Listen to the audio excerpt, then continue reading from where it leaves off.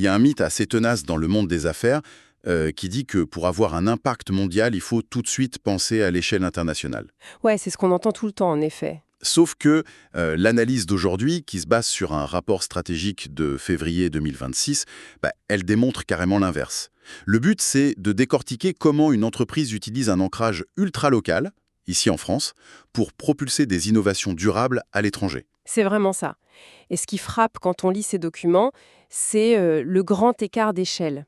On part d'une action très ciblée avec l'acquisition d'un client qui s'appelle l'ABO. C'est une boîte dans la rénovation de piscine, c'est bien ça? Exactement, un marché de niche. Et à partir de là, ils finissent par créer des réseaux d'affaires franco-italiens hyper complexes. Alors attends, je t'arrête tout de suite parce que là, je bloque un peu sur la logique. Le rapport parle de créer des dossiers de diagnostic pour cette boîte de piscine, spécifiquement sur la commune de Vertou. Oui, c'est très spécifique. Mais du coup, comment le fait d'analyser des piscines dans un coin aussi précis peut générer assez de crédibilité pour attirer des grandes marques nationales dès le mois de mars suivant? Le saut paraît énorme, non? C'est vraiment une histoire de preuve de concept. Le diagnostic à Vertou, c'était pas juste une vague étude de marché, ils ont vraiment cartographié les besoins super complexes des artisans sur le terrain. Ah d'accord, c'était très concret. Voilà. En réglant des problèmes très précis, comme optimiser la communication d'un pisciniste avec les gens du quartier, ils ont prouvé qu'ils savaient exécuter. Et les grandes marques regardent ça de près. Elle préfère des preuves réelles plutôt que des belles théories, quoi. C'est un peu... Enfin, j'aime bien faire cette analogie, c'est comme un groupe de musique qui fait ses armes dans des petits bars de quartier avant de faire des stades. C'est une très bonne comparaison, ouais. Sauf que là, c'est pas juste jouer de la musique, c'est carrément savoir régler l'acoustique d'une salle super difficile. Une fois que tu maîtrises ça localement, ça devient une sorte de tampon officiel pour des trucs beaucoup plus gros. Tout à fait. Mais du coup, cette accréditation pose un nouveau problème. Une fois que tu as l'attention au niveau national, il faut assurer derrière. Et c'est là qu'ils ont revu leur structure, non? C'est ça. Les sources montrent qu'en même temps qu'ils finalisaient leur site web, ils ont lancé des externalisations très stratégiques.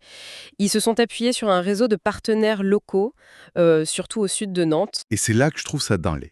Pour grandir, au lieu de chercher des sous-traitants à l'autre bout du monde pour baisser les coûts, ils s'enferment dans une hyper-localisation. Et ouais, ça paraît contre-intuitif. Mais en fait, ils créent ce que le rapport appelle un pont opérationnel. C'est pas juste déléguer des tâches. C'est quoi la différence du coup? En bossant avec des partenaires juste à côté, ça crée un écosystème ultra agile. Si une PME a besoin d'un service en urgence, on trouve la solution dans un rayon de quelques kilomètres. Ah, je vois. Le contrôle qualité est direct et on se fait déjà confiance. Exactement.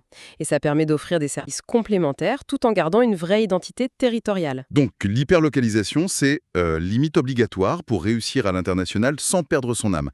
Et justement, ce réseau local hyper solide sert de tremplin pour leur service de scale-up. Oui, c'est la suite logique. Ce service agit comme un vrai facilitateur d'affaires, notamment sur l'axe entre la France et l'Italie. Le rapport parle d'un test assez fou avec une boîte italienne, Krill Design, et un créateur français, Nicolas Marmonnier. Ah oui, c'est vraiment l'exemple parfait de cette stratégie. Et le cœur de ce projet, c'est l'utilisation d'un matériau qui s'appelle le Récril. Ouais, les sources disent que c'est un biomatériau avant-gardiste, super durable. Mais en pratique, comment ça s'intègre dans leur réseau d'affaires? Alors, le Récril, c'est de l'économie circulaire pure. C'est fait à partir de déchets organiques qui sont transformés pour l'impression 3D. Attends, des déchets imprimables en 3D? C'est génial ça! Oui, c'est brillant techniquement du côté italien, mais le défi, c'est de lui trouver une utilité concrète et esthétique sur le marché. Et c'est là que le fameux pont opérationnel intervient. Ah, je commence à comprendre. C'est comme un site de rencontres professionnelles haut de gamme. C'est un peu ça, ouais. Le facilitateur n'a pas juste vendu le matériau italien. Il l'a connecté avec le savoir-faire artisanal du designer français pour créer des lampes éco-responsables. C'est un vrai travail de traduction en fait, à la fois technique et créatif. On marie la science italienne avec le design français autour de l'écologie. Absolument. Et ça montre bien que pour innover à grande échelle, on a besoin de racines locales très fortes. C'est clair. Vertou, Nantes et paf, l'Italie. Ça fait réfléchir. Bah oui, la réussite internationale aujourd'hui, elle passe par le quartier en gros. Ce qui m'amène à une dernière réflexion assez dingue. Si demain toutes les collaborations transfrontalières utilisent des biomatériaux de niche, comme ce Récril, combinés à des artisans locaux, ça change tout. On n'est pas en train d'assister à la fin des chaînes d'approvisionnement industrielles traditionnelles. C'est une vraie possibilité, oui.